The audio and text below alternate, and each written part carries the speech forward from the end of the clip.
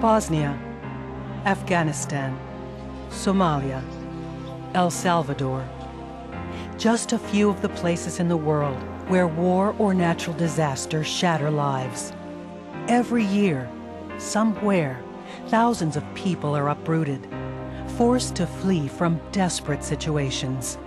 Refugees, scattered far from home, families separated, often across continents. Helping people separated by war and natural disaster is a vital service of the American Red Cross.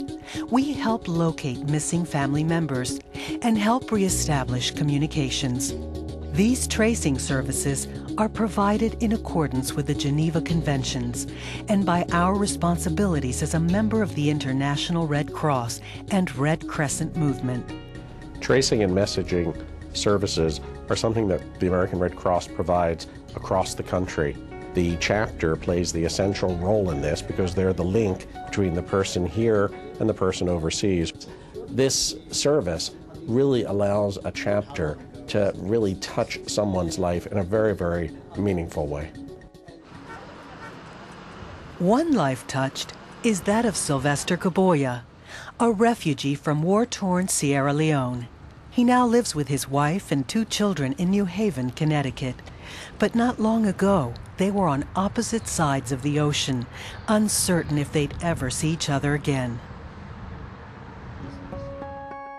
Several years ago, Sylvester was forced to leave them behind in a refugee camp. He had been granted refugee status. They had not. Trying to survive in a strange land, he found he couldn't even contact them. I was so lonesome, lonely, always out of job, no source of income. Then how will I get them over here? Then months later, things changed. Sylvester received a visit from the Red Cross. It began when we received the Red Cross message to deliver to Sylvester about his family in Mali via the International Committee of the Red Cross. I was so happy, so pleased in mind. The message was made possible by a worldwide network of National Red Cross and Red Crescent societies and the ICRC Tracing Center in Geneva, Switzerland. And the ICRC and the Red Cross movement as a whole exchanges literally millions of Red Cross messages every year. And it's quite incredible that somebody can write a Red Cross message in the middle of Congo or Macedonia, and that Red Cross message can filter its way very quickly to hundreds and thousands of points across the world. For Sylvester, that point was the Red Cross chapter in New Haven. And now with their help, Sylvester had a way of communicating with his family in the refugee camp.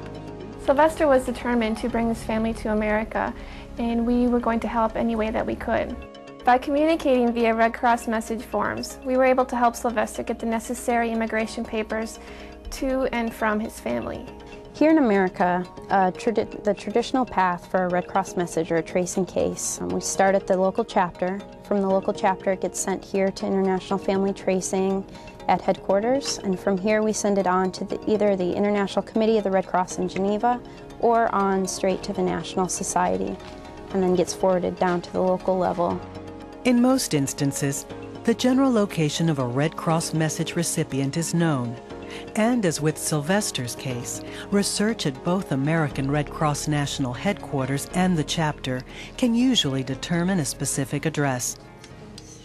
But sometimes the case is far more difficult when the Red Cross is asked to try to locate a person who is truly missing, often as a result of armed conflict. The ICRC has a unique role in situations where people have gone missing. The international community has given it a role of trying to establish the fate of people who have disappeared in conflict through its Central Tracing Agency. The Central Tracing Agency of the ICRC, with years of experience, draws on vast databases of prisoners of war and refugee camp populations. And its mandate through the Geneva Conventions allows it to reach across barriers that would be insurmountable to others. The Red Cross can get into areas, conflict zones and so forth, that no other organization in the world can get into. And for many families, that means locating or communicating with a loved one when there is no other means. This work of the ICRC is a crucial link in a chain of inquiry that can often begin or end in America at a Red Cross chapter. The success of any search often depends on their efforts. Tracing at the local level really involves a lot of detective work on the part of the caseworkers, going door to door, talking to people from different countries, going to local restaurants, local grocery stores, local faith groups, to try and find out if they know of the person or they heard of the person that we're looking for. It really takes persistence. You have to be patient. Many times you're going to come up empty-handed, but that one time that you find that lead and it leads you to something else and it leads you to something else and you find the person at the end of the day, yeah, I mean, there's nothing like it. The next story should inspire you, we hope so. A family from Africa that had been separated for most of the past 7 years is back together tonight. Sylvester Kaboya and his family were at last reunited after nearly 2 years of separation. That day, I will never forget it. I felt home when I saw them. When we had to hug ourselves, then we believed back we are together, then we are back home. It's just a feeling of great joy to be able to be a part of helping with that reunification. Sylvester's case is the best possible scenario. Here it started with Red Cross messages, and then finally his children were able to come and be reunified with him, and the Red Cross was able to be a part of all of that. Red Cross made a real difference in the life of Sylvester Kaboya and his family, but it's a scene that plays out in communities across the country and across the world.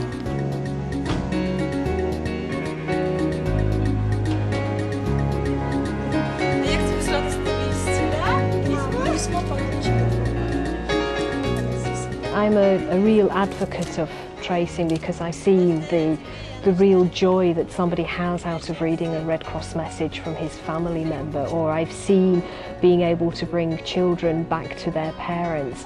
And it really is, I think, of all of the services that Red Cross offers, it's the most human.